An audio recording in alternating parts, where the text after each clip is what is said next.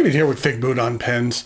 There are certain pens which I consider to be milestone pens. For example, maybe your first pen with a gold nib, or your first pen over $100, or maybe even your first custom pen, things like that. What we're going to look at today is a pen that for me was a milestone in my collection, which was my first Montblanc fountain pen. And that pen is the Montblanc Meisterstück 146 Legrand. What I'm going to do is go over some of the parts and features of the 146, talk about what I care for, what I don't care for, show some measurements, some size comparisons, and then provide a writing sample. This was a milestone pen for me for a couple of reasons. As I mentioned, it was my first Montblanc fountain pen. I owned a trio of 146 ballpoints, but this was my first fountain. Also, it was a real step out of my comfort zone for a number of reasons. First of all, I purchased this pen used, and it was the first time I had ever purchased a used pen from an individual. I believe I found it on Reddit's Pen Swap subreddit, and it was about 3 times as expensive as any other pen I owned at the time. So I was really nervous about the quality of the pen and didn't want to get ripped off. On top of that, I was spending close to $300 on a pen that was not something that I was really used to doing. Then on top of that, we had gone out of town for 2 days, and the pen happened actually to be delivered the first day we were gone. So I was stressing out for the entire trip, knowing that my pen was sitting in my mailbox for over a day. I still remember getting home and going out to the mailbox to get it. I didn't even wait until I got inside. I just opened it right there on the street and was pleased to discover that I had received a very nice pen. And here it is, the Montblanc Meisterstück 146 Legrand. The 146 was first introduced by Montblanc in 1949. Early models of the 146 were made of celluloid, and the feed was actually ebonite. Originally, they utilized what was called a telescope piston filling mechanism, which isn't something like a Schaefer snorkel or PFM. It referred to the way the piston kind of telescoped inside the barrel, but it really provided a larger ink capacity and was a much more complex system with a higher cost to produce, which is why they eventually moved away from it. This pen here was made in the late 2000s, possibly around 2008 or 2009. In regard to Montblanc's numbering system, the 1 of the 146 refers to a pen in the Meisterstück line. The 4 actually stood for the telescope piston mechanism that was being used, and the 6 indicated the size of the nib. You can see here how the 146 compares to the 149 in size. The 149 is only a millimeter or so longer, but you can see it's a much thicker pen. Then in regard to the nibs, you can see here how the nib of the 149 is significantly larger. The pen is made from what Montblanc calls precious resin, which is a high-quality plastic, which does have a high-quality feel and weight to it. This pen has gold-plated trim, and I feel it's a very classy and elegant design, and one that's been copied endlessly. The pen is large, but not oversized, and it's a more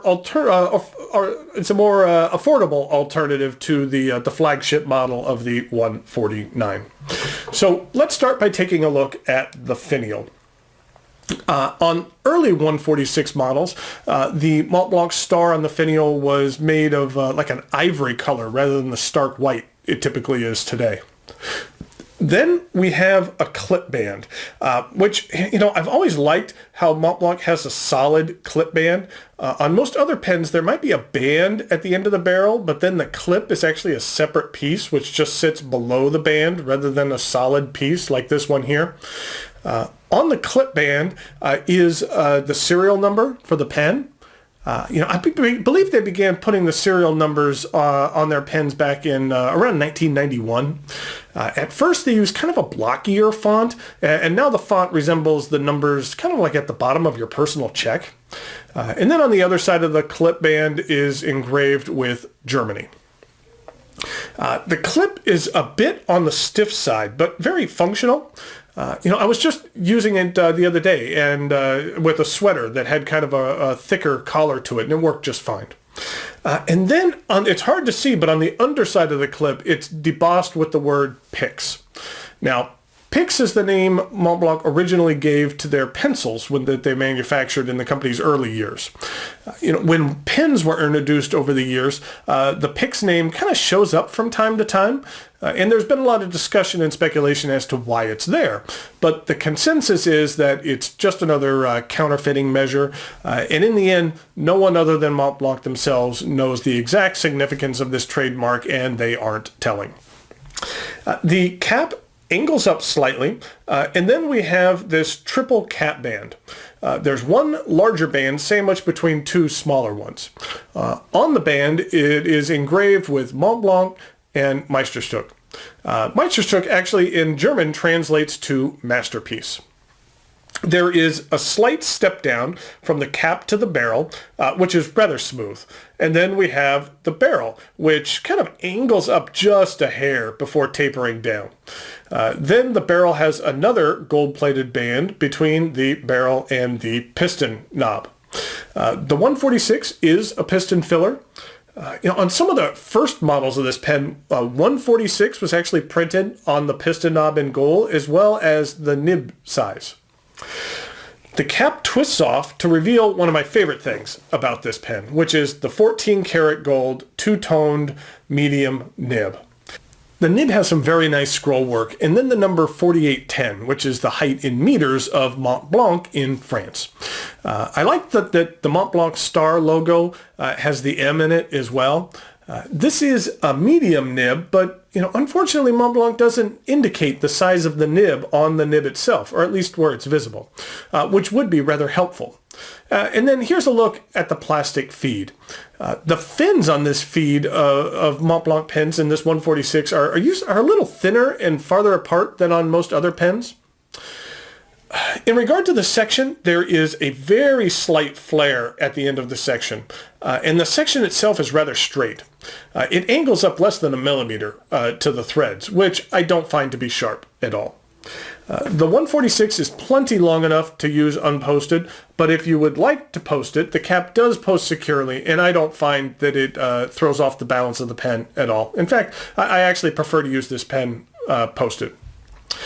There is an ink window on this pen, but on this pen it's very difficult to see, which is the case on most of the Montblancs I own.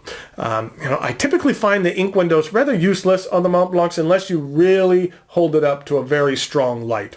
The ink window on this specific pen is slotted, and that feature was introduced in the early 90s, the early 1990s. Here's actually a picture from Montblanc's website where you can get a better look at the slotted design. Before then, the ink window didn't have slots. It was just kind of solid opaque.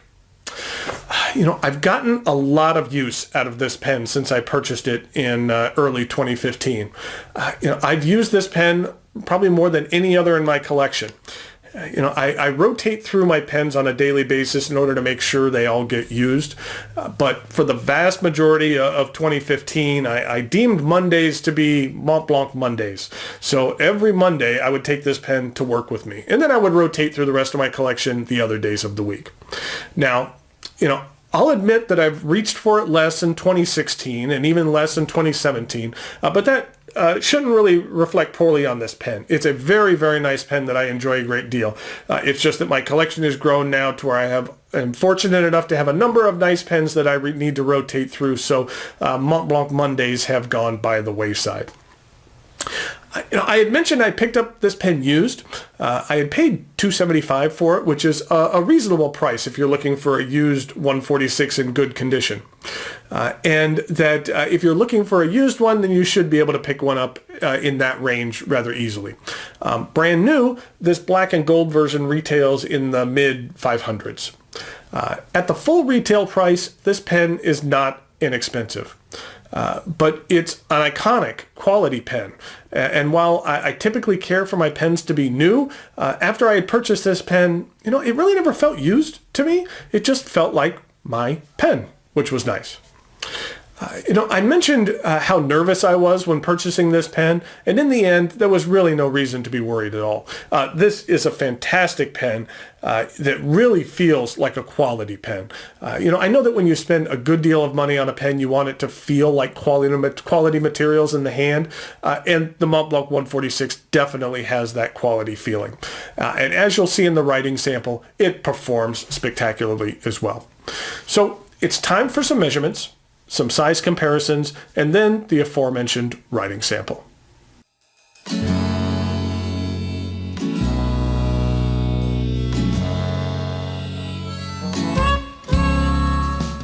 Here we go with some size comparisons for the Montblanc 146. First of all, just another look at it. Here it is in comparison to the Montblanc 149. And then here it is with the Pelikan M805.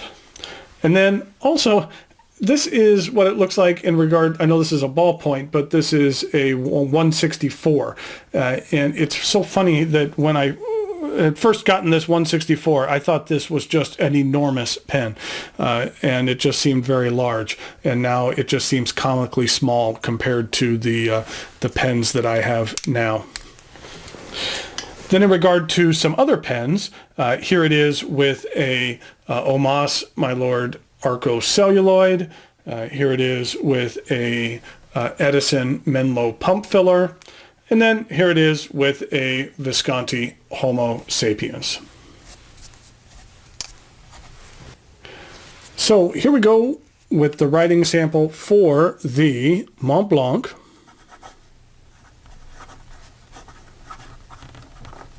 146. This is a medium 14 karat gold nib, and the ink that we're using today is Yard of Lead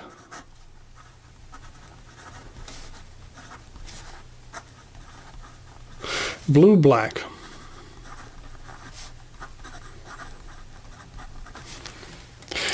This is what the ink looks like. That it's a pretty nice blue black. It looks fairly similar to Bungbox 4B and somewhat similar to Noodler's 54th Mass, which is one of my favorite inks. So it's a decent ink. It comes in this little bottle right here. I was curious why Yard of Lead was called Yard of Lead, and it's because they started making mechanical pencils, and that inside the pencil, when you would buy it, would be 36 inches worth of lead. So that's why it's called Yard of Lead, because a yard of lead would come with every one of their pencils. So here we go with the rest of the writing sample.